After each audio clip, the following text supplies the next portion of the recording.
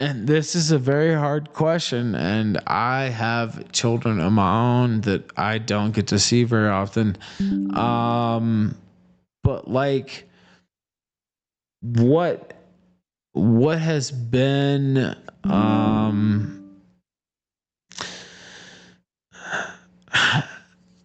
what has been the impact on you personally? Um, and I assume this, you don't have to confirm it or not, but from the separation of your children.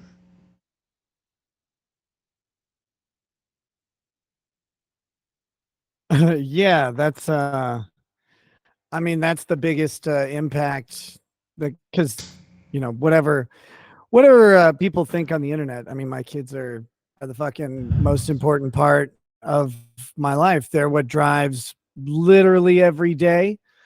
Um, they're who I drive literally every day, and not having them around is it's devastating. It's a piece of you that's pulled away, and that's it's something I wouldn't wish on anyone.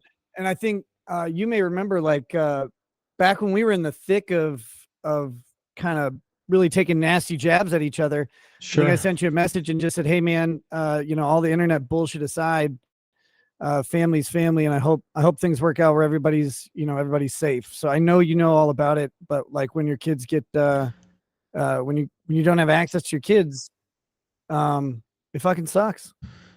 And, You wake up and don't really know what to do during a day. and you did say that, and of course we squashed the beef. People don't realize, like some people don't realize that we squashed that a long time ago. And I said a lot of There's nasty things about you. You said a lot of nasty things about me, and I take it on board. But like, when you're separated from your children, I will say, especially you. I have two kids.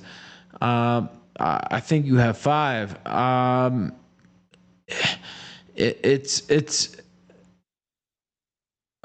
a mental torture, basically, to go through that. Correct? I mean, I'm asking you, but like,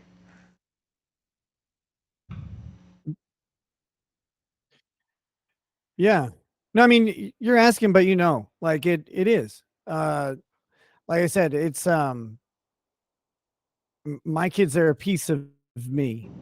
Uh, in a very real way. Like when I see them, I tell them like the everything's different. I Different kids have I have different interactions with each one, and you feel it.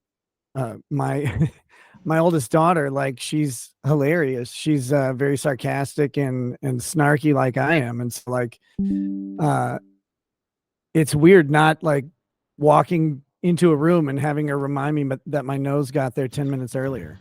Like, it sounds silly, but it's those little fucking things that when those are gone, that's the spice, man, and it's not there. It's empty. And so, we'll talk about a lot of things, but like, I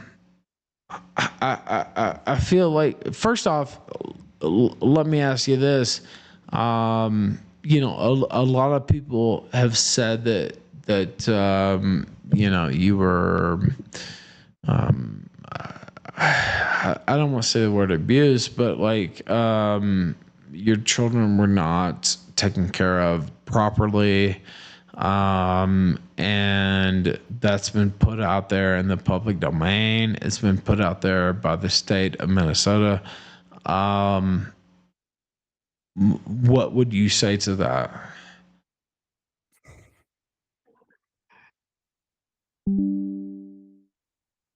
No, actually, there's some confusion there, and it's. I mean, I don't talk about this because it's just my word at present.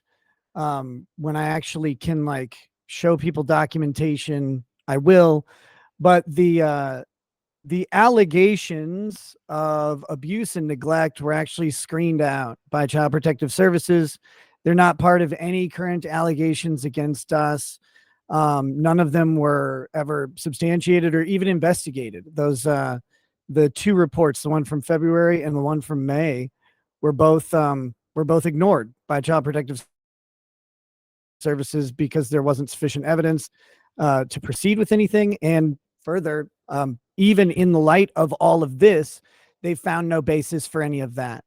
Everything involving my children not being in my house right now has to do with with the search warrant that was executed on my house. That's the sole basis. There are no allegations of neglect or abuse or anything like that. So yeah, but I mean, everybody, unfortunately, the way these things work, everybody has to just kind of don't take my word on it. I'll say it, but eventually I'll show you. I just can't yet. Right. Well, of course, and people may not understand So fully. Like when you're, you know, they're trying to put you in jail, basically, right? Like you know what I mean? Like they have you, uh, you know, indictments and all this stuff, and so you have to be careful with what you say. I am unfortunately very familiar with that. And so, um,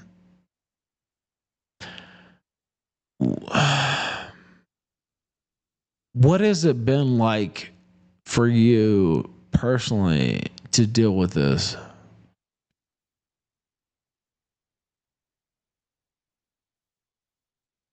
I mean, it's the frustrating part is the pace because you're stuck at government's pace. You get things that are presented to you that you need to deal with or do or take care of, but you can't actually do them. You have to wait for a hearing. You have to wait for whatever the next meeting with a government person is, and all the while you have to just sit there. You can't say anything. You can't do anything because anything you say can and will be used against you. I'm sure there's a bunch of people who are going to freak out about what I've said so far, even though the government already knows everything that I've said. That's the funniest part. Right. So everything I've said, the government already knows. So I'm not really worried about it um, in that respect. But it's like, look, man, I want my kids back in the house. I know they belong back here, and so we're working towards making that happen as fast as possible. There's a bunch of misinformation that comes up because the public doesn't have access to everything, uh, mainly because there are laws and that involves children, and so they don't get access to everything, and that's the way that goes.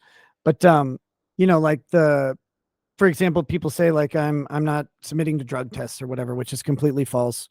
Right. Uh, I'm 100% compliant with everything that the government's asked me to do in regards to child custody stuff. As for the criminal case that's going on, we just don't have anything to do in the criminal case until our next hearing is the 21st, and so I just have to wait next month. Right. So I work with my lawyer and we figure out what to do in ahead of that hearing, but that's a ways out. And so, and again, In the meanwhile, you try and just figure out what the fuck life is between constantly thinking about this pending legal issue, and also still trying to live. like you cut out for a sec, but just live. No, like you have to live life regardless, right? And so I'll ask you this. My internet is like completely fucking up. Okay, so it seems like we're back on. I'm recording It's this really as bad. well. Yeah, it's really bad. Yeah. Sorry, I had to run away from the hurricane in the in the Yucatan. So I'm in Mexico City right now. But And you can confirm or deny or whatever. Like your kids have been taken from you, though, correct? My kids are taken from me. My kids are on what's called an emergency placement. It's related to their parents were arrested, and the kids have to go somewhere. Thankfully, we have significant amounts of family close by, and they were able to, they're able to house our children in the meanwhile. So our kids are with family, um, and but they're not at home. If that makes sense. Yes. I've seen some speculation out there that they went with like Sure. strangers or something like that. No, that's not true. They're with family, and we get to see them. It just has to be, there are rules around seeing them. So they have not been taken by the state, is what you're saying. I mean, they've been placed into a temporary placement with family. So in that respect, With your they own have family, been like with your taken. own relations, though, right? Like not like just Yeah, random. yeah. Yeah, yeah, And yeah. and to be clear, our children are like how do I analogize this? Our children are like in a pre-trial probation. We have they have not we haven't even had our trial on child custody. It's what's called an emergency placement. The determination is that an emergency existed within the home that was determined by the allegations from the execution of the search warrant, right? The search warrant execution, as the internet well knows, alleges that a substance was removed from my home.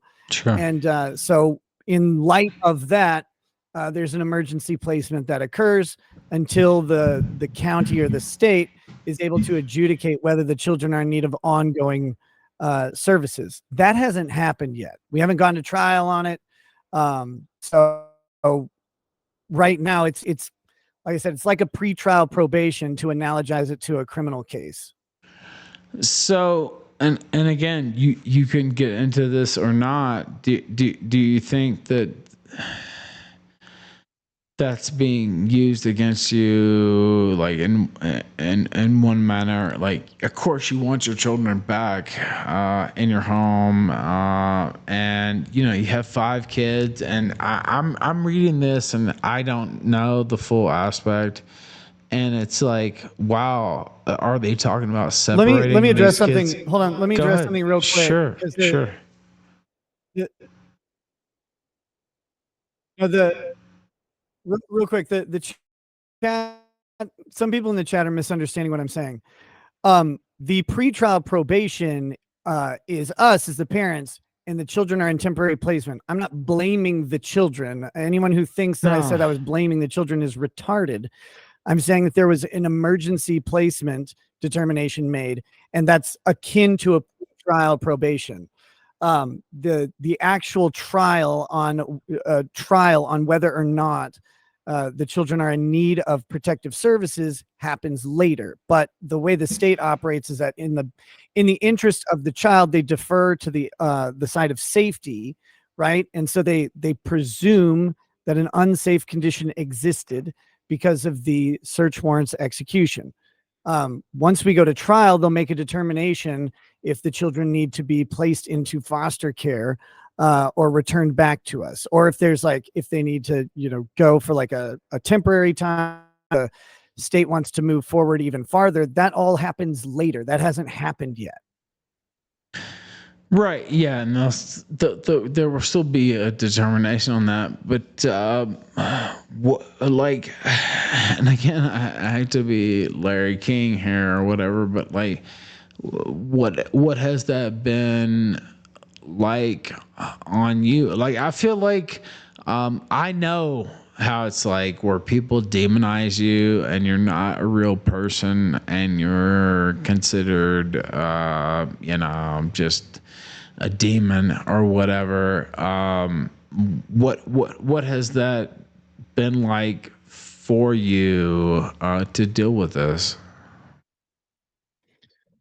Um, that part is it's it's simultaneously frustrating and it's also not. Because one thing, of course, the truth, like what happened. Yes. No one else knows. The state doesn't know. The they have to construct their story, and then I go and the state go, and we argue our stories. That's court, right? So that hasn't happened yet, but in the meanwhile, what happened in your own house and with your own kids, Sure. and no one else does. But the only story that the people on the internet hear is whatever comes out, and it's from the state, unless I decide to go out and tell the full story. Obviously, there is no way to talk about anything in your own best interest outside of court. Like, there just isn't. It doesn't matter who you are or what your story is. There's just no way to do it. So I have to wait until that story to court before it can be stated online. So the consequence of that is that in the meanwhile, people will determine whatever they determine. And so it's like, it sucks because things that didn't happen that people think did happen, but that's all they can go off of is the information they have. So you can't really be mad about it. You just have to kind of fucking suck it up, man. Like, and it sucks, but what are you going to do? So what happens now for me is wait, eventually tell the story to the court, and then once that telling is done, and everything's resolved, I can share my side with the world, and then they can make their determinations or keep the same ones that they've made. And that's the fucking ropes, man. Like, there's nothing you can do about that. Now I'll ask you a couple tough questions here, and you can answer as you please. There are first off, I've stated on the record, there's a follicle test. I don't put any stock in that. You don't have to say anything there, by the way. But I think that's bullshit. But so okay, so they have that. They're throwing that out there and putting it out there with one 9-year-old, and I hate to even mention the age, and I won't mention the name, etc. I appreciate that. Yes, because it's fucked up. I mean, like, I mean, it's the most fucked up thing I've seen, actually, and I've seen a lot of fucked up shit. But um,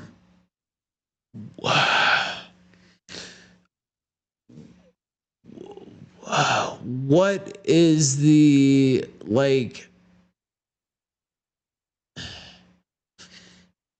What is the feeling from you and your wife, by the way, who I've met as well? And by the way, me and you've had beef, and we talked a lot of shit about each other. And this is your first appearance back on the show in many years for many reasons, because we talked a lot of shit.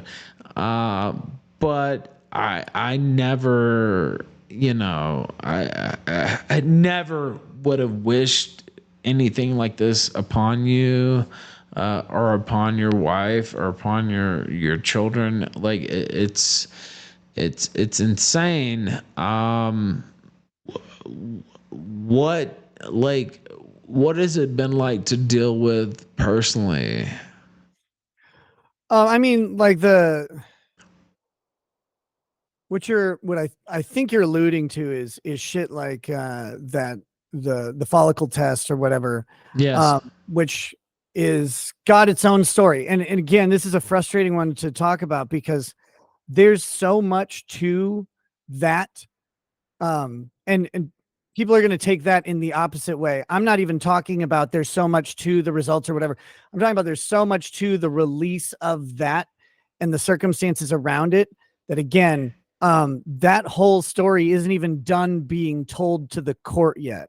So like, there's so much about that, and I can't say anything, which really Sure. fucking sucks. Because what I can tell you was when we were informed, we were absolutely incensed. because frankly, that result's fucking impossible. Well, that's what I said, because like it's just I don't know. It makes no sense to me. It doesn't jive with reality, in my opinion. I've said that publicly already, and it's insane, basically, right? Like it just doesn't make any sense. But um, that being said, there, and again, you have to be careful with what you say, but it seems to be being used as a hammer against you in other regards. And again, you can comment or not comment on that, but like, I think what you're, if I can infer your question in the hypothetical without details, um, there's a there's a thought that the state would use various things as leverage in maybe another situation. So there's sort of, in a situation like this where you have a criminal case and a custody case, you have two parallel tracks that are happening on different timelines, and what happens in one can affect the other in sure. very impactful ways. For example, statements in a child custody case may impact the criminal case, leading to liability. Like if I were to say something in the child custody case, they could technically use it in the criminal case. Yes. So what that does is it makes it really complicated to communicate with the state in the custody case, because they want to talk about a whole bunch of things, and saying anything regarding certain subjects, puts you at the chance of having a statement misused against you in the other context. So it makes it really fucking difficult. That difficulty only benefits the state, because the state then has the ability to say, well, they're not answering questions. Like, well, I have a Fifth Amendment right to not answer questions of any kind. But then they say, well, if you don't answer questions, how can we bring children back to your home? I'm like, I don't know. Why don't you meet your burden to show that they shouldn't be there? And it goes back and forth like that.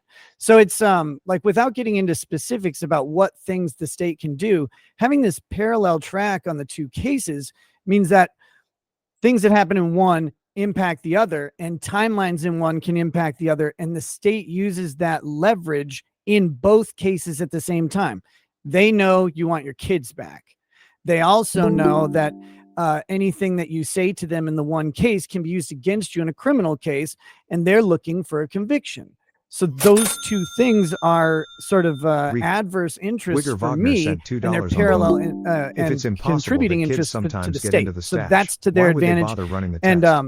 I hope that's Nick a knows really a good gas shitty part about being in the chromatographer expert witness if circumstance he that I'm fights the in, test. is like, I just have to navigate that and deal with it. And that's why you hire the right people to do it. Now, but before I go into M-hole, I guess I'll go into it now, but in a certain way.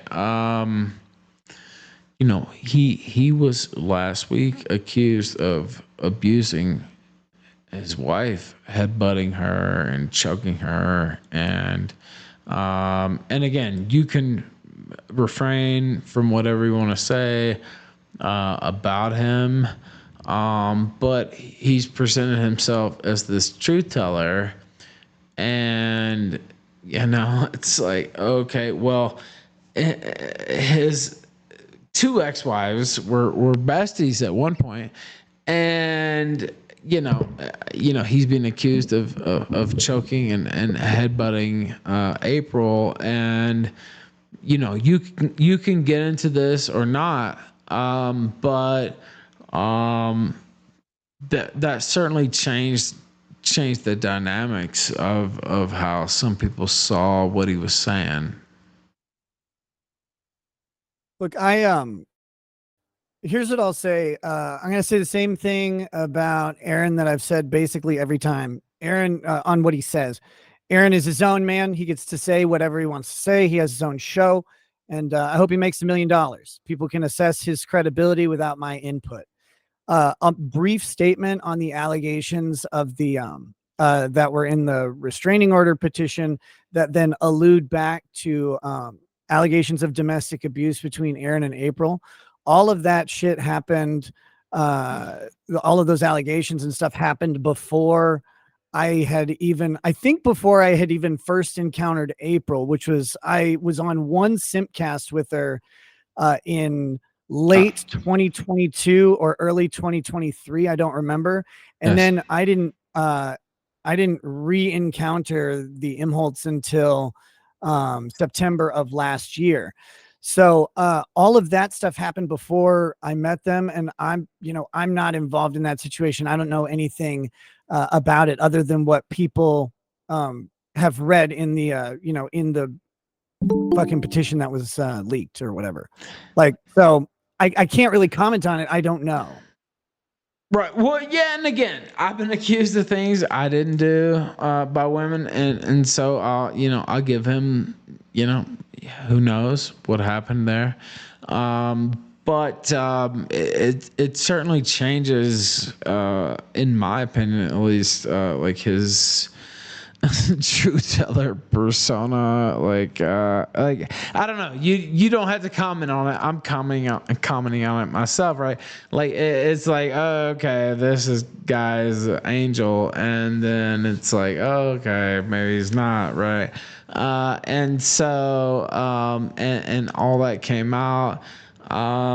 He certainly said a lot about you and your family, and April herself. He alleges she's still there with you, or like at your side home, or whatever. You don't have to. I'm not asking you to confirm that at all, but like, I saw Dick Masterson, common friend of ours, say, well, this kind of changes the situation, right? Like this might be a guy protecting a woman from spousal abuse, right? Like, and you don't have to confirm that or deny that, but I want to address that real quick. There's a tendency for some people to try and like promote themselves as some sort of noble, generous hero or whatever. Look, guys, my concern right now in all of this is that I have an ongoing felony charge. And right now I'm focused entirely on getting my children back where they belong in their home with their parents. So like I'm not, if people want to speculate on any sort of motivations and stuff when they don't have any of the external details, that's what the internet does. It's great at speculation and gossip. And what I'll say is this: the people involved can speak for themselves if they choose to. And it's not my job to do that for anybody. So I'm not claiming to be any sort of hero. I'm not claiming there's a reason to be a hero. That's other people can go ahead and do their hero promotion all they want. I'm worried about my felony, and I'm worried about my family.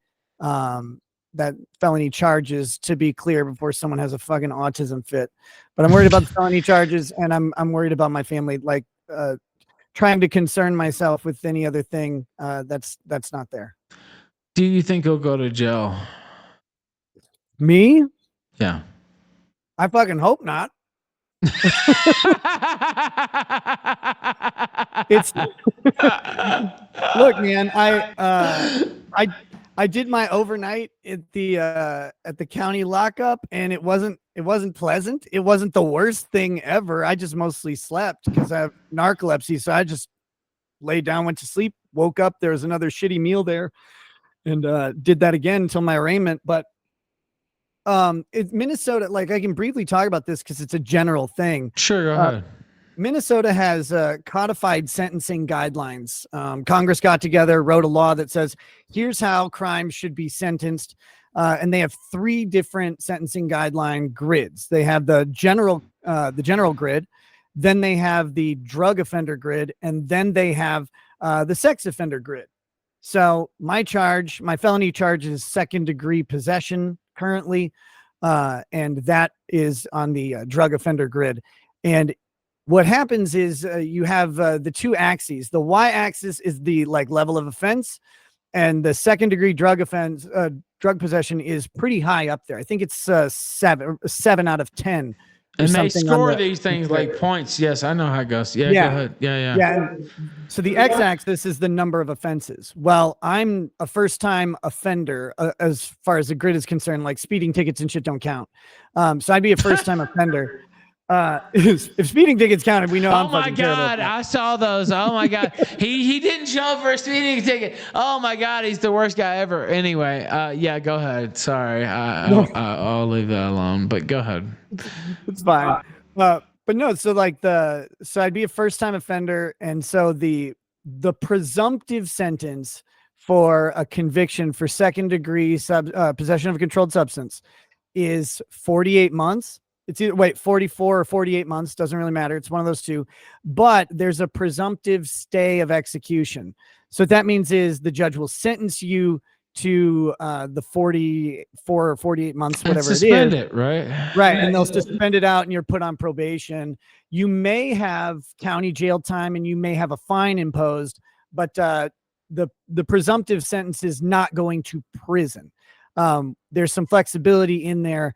But deviating from that in Minnesota requires the judge to actually have reasons, and that shit's appealable. So, look, the perspective outlook on us, if everything just kind of goes normal and then ends up with us being found guilty, like if we went to trial and we're found guilty, so no plea deal, leniency or anything like that, that would be a perspective or a presumptive stayed sentence of it's like I said, it's either 44 or 48 months, and then we'd be put on probation for like a year or 2 years. Narcotic treatment now, for narcolepsy? A whole shitload of things could happen in the meanwhile, right? Like they could determine that we don't meet the criteria for second degree possession, and it should be third, or they could decide that they found us running, a slave trade. Or something, and tack on a bunch of charges, or I could get in really weird theory, I could get charged with a felony, do a speedy trial, and have that trial have me convicted, and then I'd be I'd be a second time offender, right? All of those things could change the outcome, but the presumptive sentence would have no prison time, and as far as jail time goes, it's impossible to say what a judge would do. And I'm not aware of anything that currently not aware of any plans of the county for things like if they wanted to pursue aggravating factors or whatever. We just don't have enough. We don't have any information about that stuff yet. We're way too early in the process. So now you did have the judge changed, right? From what I read, yes. and what was that reason? Minnesota gives you 10 days, I believe it is. 10 days to just have a one-time shot to remove a judge and to change them out. So the judge in my criminal case was the judge in my civil case, which is ongoing. And I requested to have that judge changed. You don't have to have a reason. It's literally just a strike. It's like a strike, right? You have the ability, right? Yeah. I mean, I can see why you would do that, but it doesn't matter whether you have a reason or not. You can just take that person out, right? Okay. All right. So I want to ask you about that.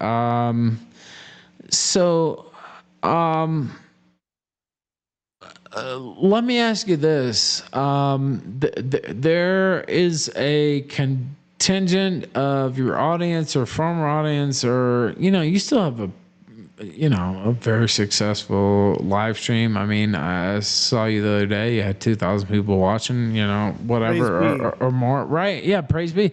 And that's great. That's very successful. That's in the top 1% or more of streamers.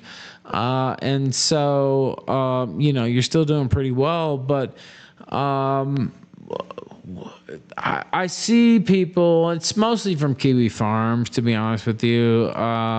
But they'll say you presented yourself as someone that you're not.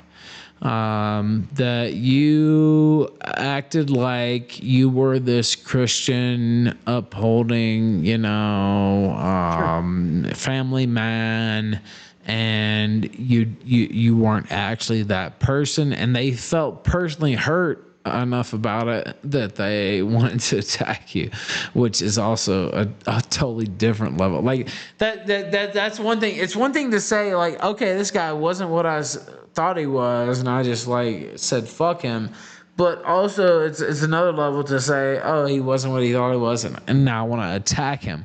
But your thoughts on that, allegation, because it's out there.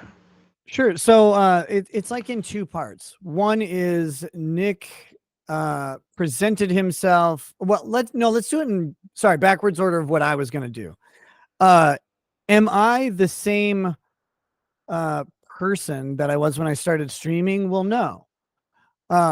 One, I think streaming itself changes you because you place yourself in this in the public eye, and then that's more sort of stimulus or input into who you are. You get criticism, you get compliments, you get commentary about who you are at a far accelerated rate.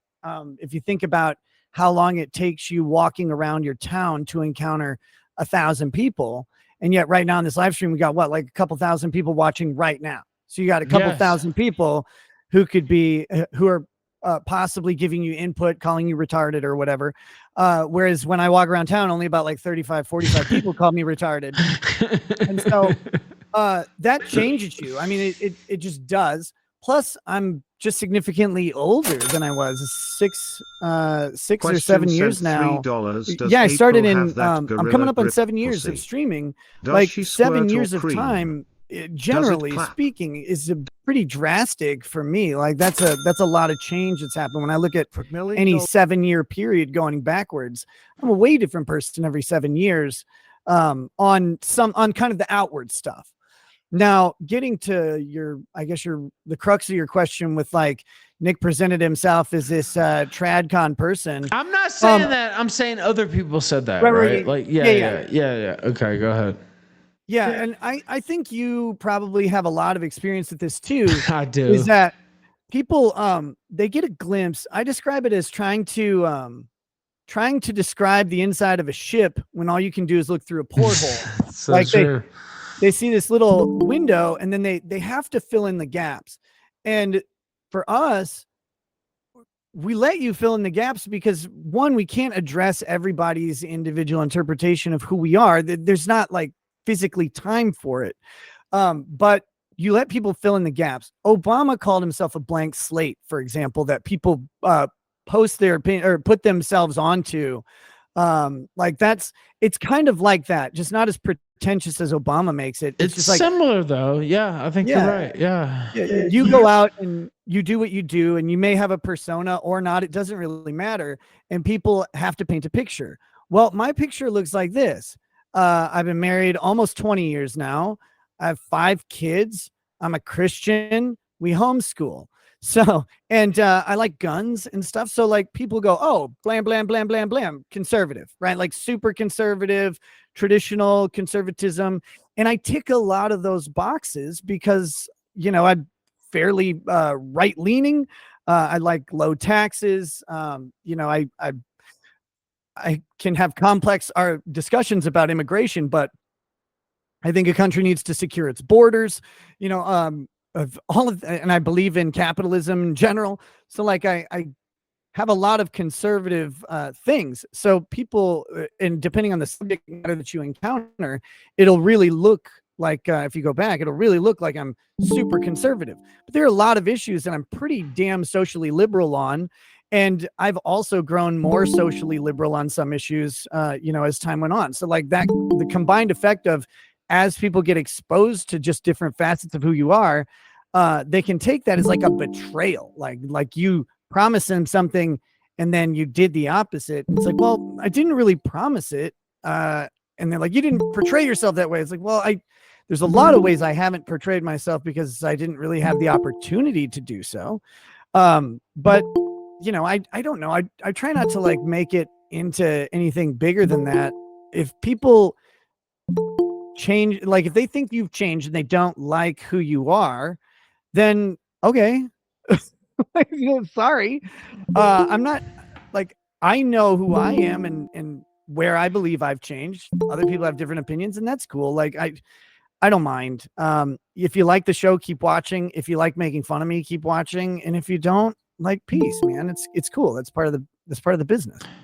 Yeah, and I agree with that. And also, you know, I mean, people only get a certain glimpse into your life, right? Like, what you're talking about on air, and you know, they get this certain persona, and believe me, I know. And I don't have to tell you the story. And you know, a lot of those times were great times. You know, that period of my life. Do the I love streaming. that period in my life, but it ended, right? And it was a bad ending, right? So, Yeah, like, what else can you do? But go ahead, say what you want to say. I was just gonna say, like, the different things that people get to do in life. You know, there's like the family man part of me, The right? Like exceptional that part detective is a sent huge part, $3. and Ralph, let me in, the the people internet only demand gets it. this tiny window into it. They don't see what my average day is like, and how I interact with my kids, and that's fine. That's not really their business. It's not what I put online, and that's, you know, that also means that people will speculate about it to a higher degree with less facts to base their speculation on. That's the trade-off. Some people put their kids like all over the place, and that always weirds me the fuck out. Like, You know not a what? big. I regret that because you know I had a child. I can't be too specific, No, I unfortunately, know. because of legal reasons. But and I put them out, put pictures out, and it's like, oh, I want to show it. Like normal people do that, right, Nick? You know what I'm talking about. Like, oh, here's my Yeah, baby, dude. so and so. Like, oh, wow, it's great, it's great, it's great. But you don't really have that leeway as a person like we are. Yeah, it's just And because we go online and talk a bunch of talk you a bunch talk of a bunch shit. of bullshit, yeah. No, it's part of it. And so, I mean, I remember when I first like went in and I was like, oh shit, I got to actually lock down my Facebook page because I Yeah. got these like, you got pictures of your kids up there or whatever. And it's like, well, you could try and go back and start curating your Facebook page, or it's like, or I could just lock it the fuck down and only use it to talk to my family if I ever need to. Like that's about that. But it's just a different thing. The advantage that I had over you is that uh I had my kids a lot earlier True. and a long time before I was involved in like And talking all this online and stuff. bullshit. Yeah. Yeah, yeah, yeah. And combine that with Lady Raggets and I were always kind of paranoid about having our kids out there too much. So we already had pretty limited pretty limited sharing of our children's like pictures and stuff. And so once I started streaming and being out on the internet more publicly, it wasn't hard at all to kind of lock that down. And there are very few instances where my kids show up on something. It's almost never on something that I've done. So But there are some though. yeah, of course. Like And so I'll just cut you off there, and not to yeah, be rude, but no. the reason I cut you off there is because of the church aspect. Yeah. And you had spoken publicly of your disagreements with certain aspects of church teachings, that church's teachings, etc. And Mhm. I have not shown this on my stream because I don't like. I am horrified by thinking about that happening to my children. But there are they're out there, right? Yeah. And so What do you think about that in general? And what do you think about the church in general? And would you do it again to put them out there like that? Um, it's an interesting thing you never really think of. Like, you never think that, oh yeah, a lot of churches kind of have a camera and they just show, Sure. they're filming their sermons and sharing them out there. And some of the churches, like, I used to go to this when I lived in the Twin Cities. My friend was a associate pastor at one of the really big churches there, and we would go a couple times, and they have like fancy fucking camera work. They got like, all these 8K cameras, and they like zoom in on people and track them around, and their Sure. worship sets are like big fucking rock concerts and stuff. And then you have small town churches where it's one static camera that's just taking a wide shot, and there's not someone like panning and scanning the whole fucking time. So they're gonna invariably pick up some of the congregation. And I never even thought about it, right? But then people were like posting a video from the church service. It's like, holy shit, Yeah. that's wild. Um, I didn't that's show it for the record, I because I I appreciate don't that. feel that's appropriate, to be honest. And the fact that they name your children in these documents without redaction, like I feel like that's fucked up. But I didn't show it. But anyway, go ahead, continue your thought. Yeah, it's I don't know. It's weird. As to our church, they're I'm not going to speak too much about it. Look, every community, it doesn't matter what kind of community is, has has similar characteristics, right? People are effectively people, and there's some variation in some of the numbers of like gossips or busybodies or people who are really accepting, like that. There's some variation amongst groups, but it's all basically the same. You get a distribution of everything. And so, let's just say that there's a lot of shit said by members of our church that is completely fucking false and completely baseless, like legitimately baseless. And if they had simply asked anybody, these things could have been dispelled. And I'll address one of them specifically Go because ahead. this one's come up a lot, or it came up a lot a while back. There's so much juicier stuff now, but there was an allegation, for example, that Lady Rackets and I went to a casino and left our children at home in the Yes. care of our oldest. Now, for one, that would be legal in the state of Minnesota. Our oldest is old enough to do that. That's not acceptable in our house. That has never been. That would never be something that we would do. And the only times we have ever gone to the casino is there are 3 times. Twice was for the Make-A-Wish ball, this year and the previous year, and then the other time was at Christmas. All of those times, our children were with Lady Racket's parents. Like, so we've never left our children, even if we would have, it would have been legal, but we never did that because we're like we guys, we Matt hired a himself sent full-time $5 fucking on Rumble. nanny just Nick is to quick to make call legal. sure that our children always had supervision and to make sure that there were always adults readily available to transport the children, to feed and clothe them, and to make sure that they were supervised.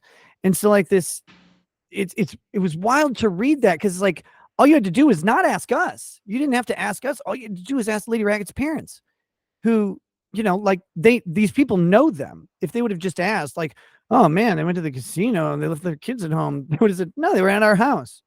That's it. Solved. And so it's like, but that allegation gets made and put in a document. And if you read that, it's like, well, someone heard that and told the pastor that. And he's like, well, I don't know if that's okay. Well, first of all, if you read the law, that would be okay. But second of all, we didn't fucking do it. And so that gets shared around. And it's like, well, no, like It's what a the hell? small Like, town. It's a small yeah. town. Right, yeah. And if any, all people had to do is ask. It's like, well, yeah, we could have corrected that real fucking quick. But instead you went to the government, I guess. It's weird, man. that's a strange fucking attitude in my opinion, but hey. And I'll ask you this: do you regret living in a small town? Because this has been brought up by Tick Masterson and others, and common friend of ours. Like that, this would not have happened, possibly not have happened, if you were in Miami or St. Paul for that for that matter, right? Like a bigger city where people gossip about you in a small town. I am from a small town. I was born in Memphis, but I lived in West Memphis, and so it was a 20,000 person town. And so people talk about you all the time and throw all this stuff out there. Do you have some regrets over that? No. I mean, look, you can always say something would or wouldn't have happened um somewhere else or under some other circumstance, but there's no way to like know that. There's no way to sort of gauge that. And as you know, like the part of part of all this is as was brought up, like we're in the public eye Yes. because of our own choosing in a lot of Right. ways. But that means that, we would have been in the public eye in presumably all other things being equal in any city.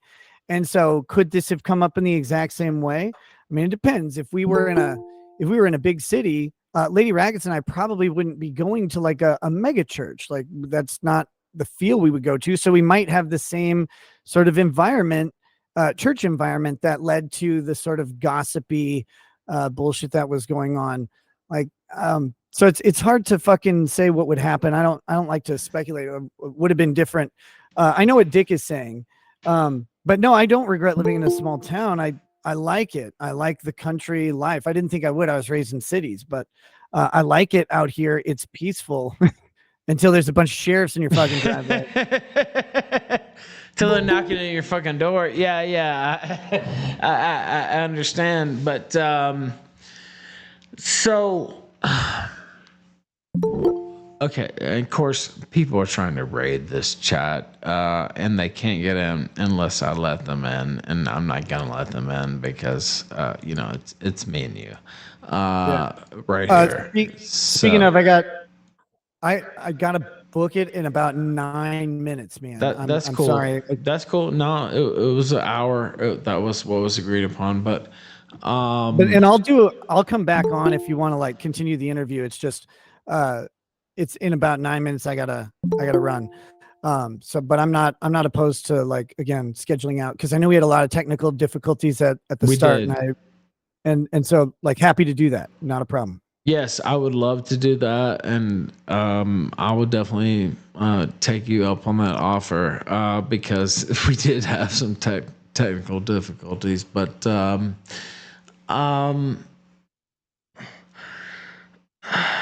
so I'm trying to think. I know you don't want to talk about Aaron and all his bullshit that he's put out here.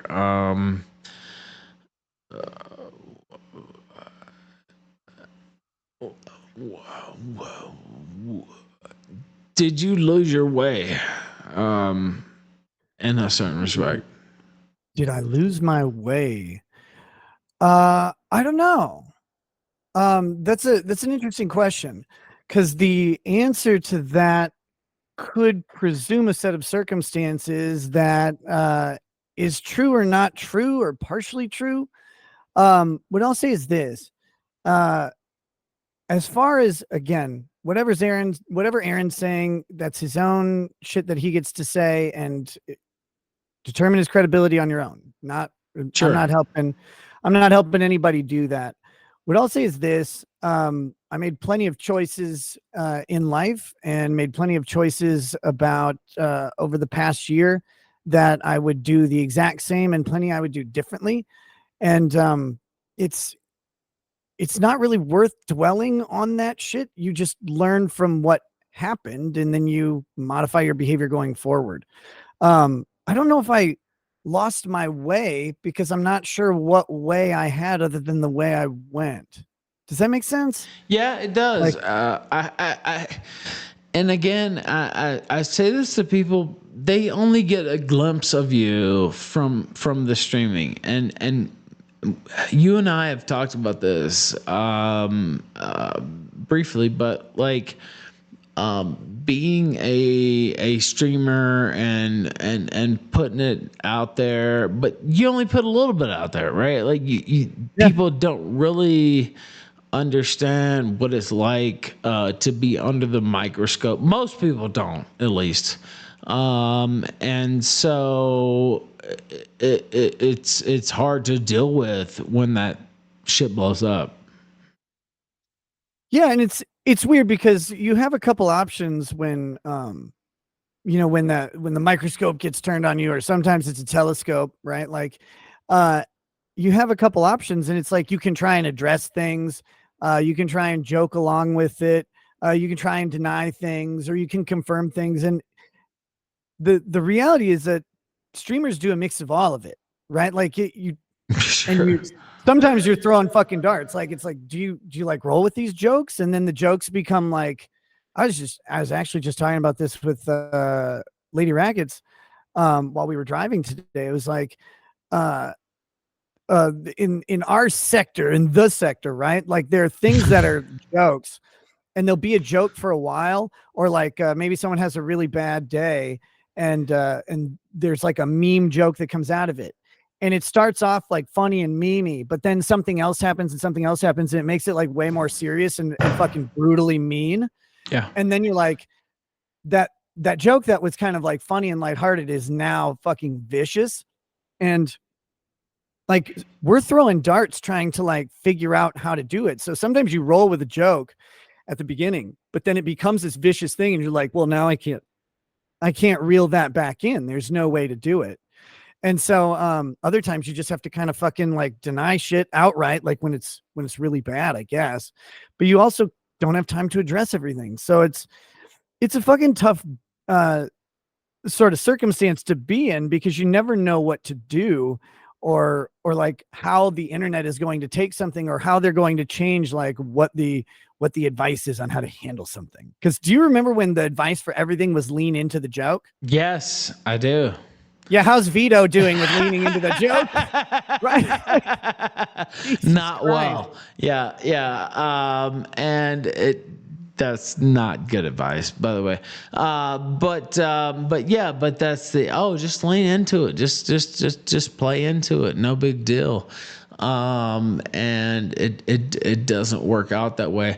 Now I'm gonna run through some super chat. I know you don't have long. And I would love to have you back, like you said, for another conversation. And it's funny because you and I had a great relationship for years, and then all of a sudden we didn't, and many reasons for whatever. Yeah, it is what it The is. reality though is it was a bunch of stupid little misfires and It was. miscommunications, and there's like, you have those, and then you have little people prodding on the outsides, and then like those prods like overlap with a joke, and then something gets misunderstood, and like one person will have a shitty day and they'll take it bad, and the other person will have a shitty day and take it Yeah. bad, and then all of a sudden, like you've been like prompted into having a fucking fight with someone you were chill with just just like a month before. It's weird, man. Like, what the hell is that?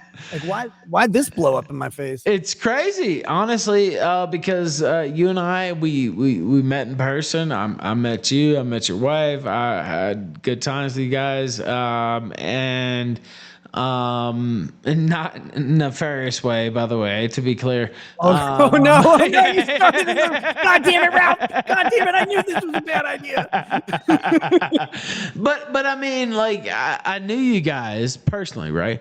Yeah. And we met in person, and I enjoyed those meetings and enjoyed your company and your wife's company, and hanging out, and then things get twisted, and there's certain aspects to it. We could go into it all. It's not worth it. But like, I will ask you this, and then I'll run through the super chats and the more critical questions that were sent to me real quick, But so I can get you off here. yeah, And real quick, man. yeah, real quick, but well, and something just And Keith popped Ellison through. sent $5, Nick. It is the fact that only your Okay, wife all right. in Well, April. look, I'll get to that. But what I'm saying is, people see what they see on their screen, and they take a certain perception of it, and they feel like personally hurt if you don't live up to their expectations, right? Yeah. And it's happened to me many times, right? I don't know what you think about that, but if you do have a thought on it, go ahead. I mean, yeah. Well, anytime we all generate expectations about everything, and when they're met or exceeded, it's great. When they're not met, it sucks. And there's various degrees as to how much that is true in either direction. And the degree is, proportional to how much investment you have in it. Some people have a lot of investment in our shows and our personalities. Some people, like, we meet them and see them whenever we go to live events. You see that I've seen the same set of people several times at multiple shows. It's like you kind of get to know them. If you then betray something, even if you didn't mean to, but like you somehow betray Right. that, then that person's gonna really be pissed off. Some guy who like watches a clip of you one time is like, oh, bet that guy's an asshole, and then he watches another video a year later, he's like, yep, that guy was an asshole. Like that doesn't matter to him at all. So it's like that definitely happens, and there's nothing we can do about it though. Like at some point you can, like, if you're charging money to sell someone a product that's based on a set of principles, then you betray those principles. That's bad. If you're like talking online and people have the opportunity to contribute to the show, like paying something, and then they don't like something that you do, that's a different character to me. Like, that's not false advertise. Like, that's not the same, right? The one is like, I'm selling you this thing, but it's bullshit. The other one is like, you're participating in a thing and having fun, and then you don't like something later. And it's like, oh, well, then they just have the choice to say, okay, well, I won't do that again. You know what I mean? Does that make sense? I hope Yes, so. it makes perfect sense actually, and you know, I don't know. It's a show. It's entertainment, and then some people take it personally when they don't feel like you did what they thought you should do, right? Yeah. And so I completely understand. I'm gonna run through these real quick, and I'll speed run, and so just to get you out of here, and I hope we can have you back. This has been the first time in Yeah, three man. years since you've been on the show. You're a I'd love to come Killstream back. Hall of Famer. Obviously, you've done so much on this show, and so I don't want to make it just like about this drama. Like, I'm actually happy to have you back on the show, regardless of all this, right? Yeah, man. Hey, can I like really have to go. Can you hit me with one critical question and then seriously save them? And when I come back, and we can do it soon, like I can address them, but I'm up on a hard deadline that just came up. So like, uh, I gotta go. So hit me with a critical question, like as fast as you can, That's please. cool. And Okay, I'm well, sorry. let me look through these. Okay, give me 1 second. And I'll look through. Um,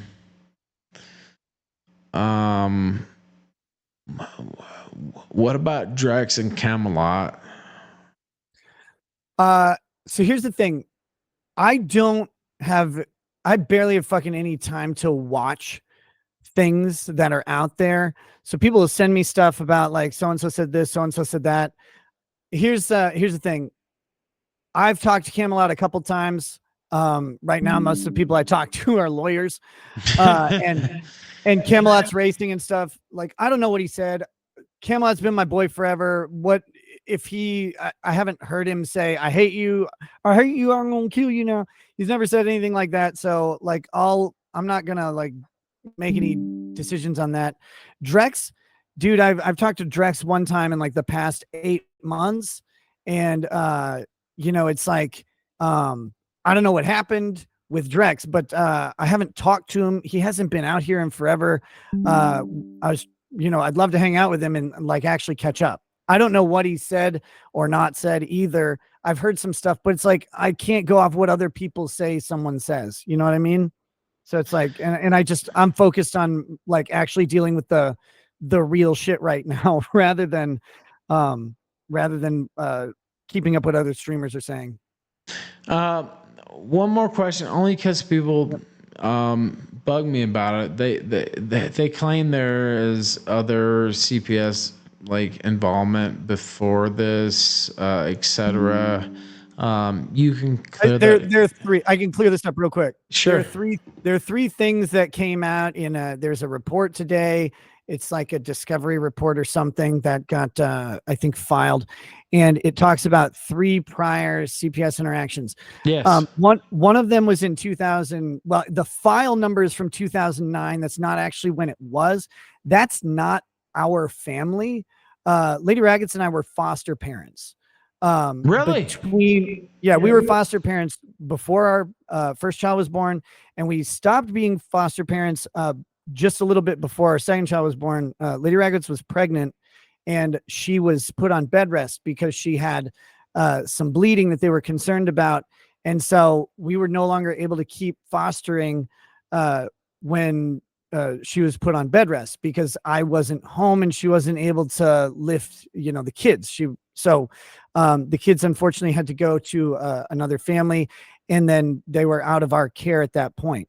It had nothing to do with us. That's just, we're part of the file because we were the foster parents. I don't even remember the last name of that file. It was a long fucking time ago.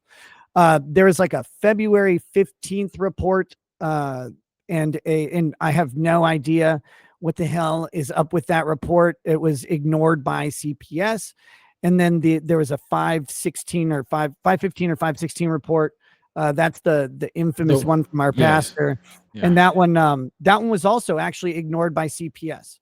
It's called screening them out. So CPS found that there were not substantial allegations to meet the criteria to merit an investigation, and so they ignored them. Again, the CPS involvement in our family is strictly related to the execution of the search warrant and the allegations resulting sent $1 from that around a substance that was allegedly removed from our home. I have to say all these allegeds to make sure there's no whatever, but this is all the government allegations.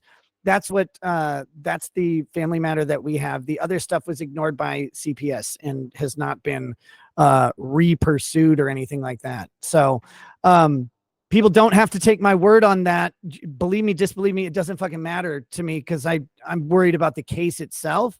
But hopefully someday I can like show the story. Like, but I gotta wait till after everything's done. And with that, dude, I gotta go. I was saying, I want to end it with this. I guess just the mental toll. Like I've been through a lot myself. How have you been able to survive this and still, a lot of people say, hey, he shouldn't be streaming, he shouldn't be talking, he shouldn't be doing this, he shouldn't be talking to Ralph. Like how have you been able to do that in spite of what people are saying? The true raw honest answer is not very well. It fucking sucks. Every day sucks. And then like you you do a show or whatever, and people are like, oh, he should be this, he should be that, he should be mad, he should be sad, he should be upset, he should be contrite or remorseful or whatever. It's like, yeah, you are all those things all the fucking time. But when you're doing a show, you gotta go to work, you gotta do your job. And like I could get on the stream and be pissed off and like screaming and hollering, but that's not going to do me or the audience any good. So you kind of pull it together temporarily, like you would when you do anything else in your life, and then you go back to shit being really fucking hard later when the show's done. And the show yeah, is actually a relief, though, right? Like that's how I feel it, right? Like when I have things going on in my life, like the show. I mean, minus the bullshit, right? Like, but it's almost like a good distraction, right? Like it's like I can get away from this for this period of time. I can do my job. I can focus on this. And then, when it's over, it's over. Like I'm thinking about all the bullshit, but I don't know. At least for me, that's how it is. It is. It's a nice little. It's a release in that way, but it's also a task, and tasks help because then you're not thinking.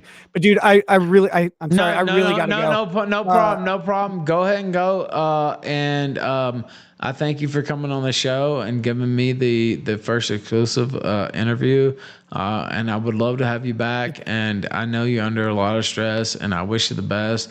I wish your family the best. I'm sorry for the things I said in the past. I shouldn't have done that. And so like we said behind the scenes, there's way more important shit than shit that was said in the past. So, all right, man. I agree with that. Catch you later. We'll talk soon. Peace out, Nick Rekieta. Thank you, sir. On the Pillstream.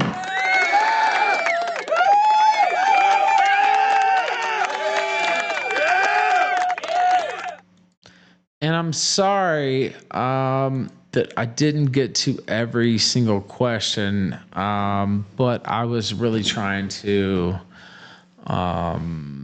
focus the conversation, and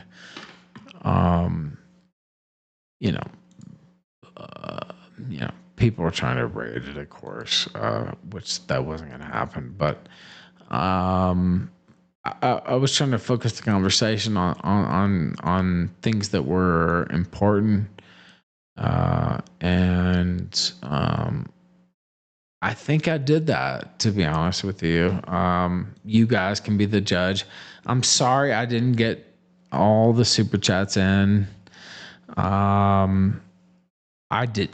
don't feel like I took it easy on him either. I feel like we addressed some things that,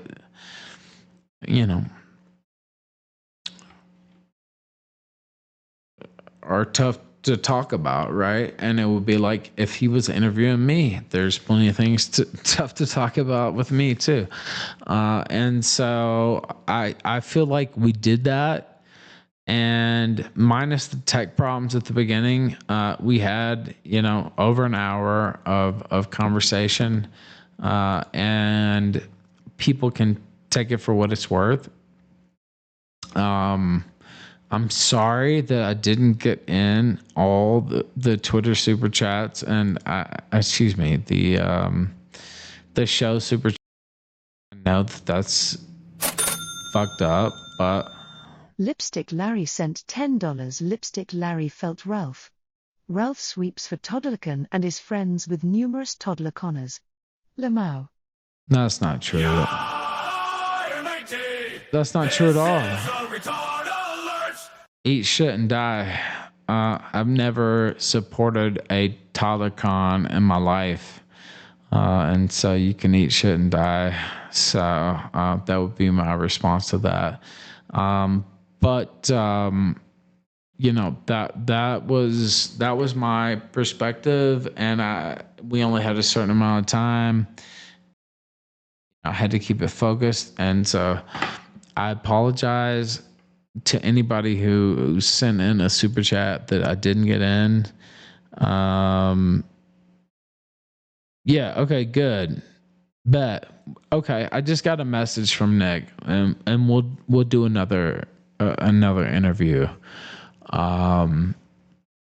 and it wasn't about embarrassing him or anything like that. It was more of like getting his story out, because I don't feel like it's really been getting out. And by the way, you may not agree with this story. Like that's totally fine. But I don't feel like there's been too many outlets who have taken the position I have and called it down the middle. And there's some things that I saw and I was like, oh God, and then I take a step back and I'm like, I don't know. And I still don't know, right? But I know Nick Rekieta. I know the love that he's had for his family. I don't believe that he does his child with cocaine. Like, that's ridiculous, in my opinion. People can disagree. That's certainly up to them. People in this chat can disagree. But I do not feel like that is in any way, possible. Ask if he will release the body cam footage willingly. I will, if we have another interview, I'll ask that. I don't see a benefit to doing that, to be honest with you. If I was Nick Rekieta, I would vehemently oppose releasing the body cam footage, and it has nothing to do with like trying to hide the truth. It has to do with poisoning the jury pool, which has already been poisoned. And so that's why I would, if it was me giving him advice, I'm not an attorney, he is. I would say, no way, no how would I ever sign off on releasing that body cam footage. So now whether it gets released or not, that's up to other sources. But that's why I would say not to do it. And it has nothing to do with like trying to hide the truth or, trying to fuck people over. It has to do with, he's got a fucking trial coming up, right? Like, I mean, and he's in a very small town. And, I asked him about that specifically, and it's like, man, you're in a small fucking town. Like, I'm in Mexico City right now. There's 22 million people who live in Mexico City. And so, they're not really too concerned unless you're dropping a body, or more, right? And so I didn't get to ask everything I wanted to ask. I apologize for the, there was a little bit of technical, but Neckote sent $2 on Rumble. Rackets 1. Ralph 1. Twitter Space Time. Bring on the haters and Southern Dingo.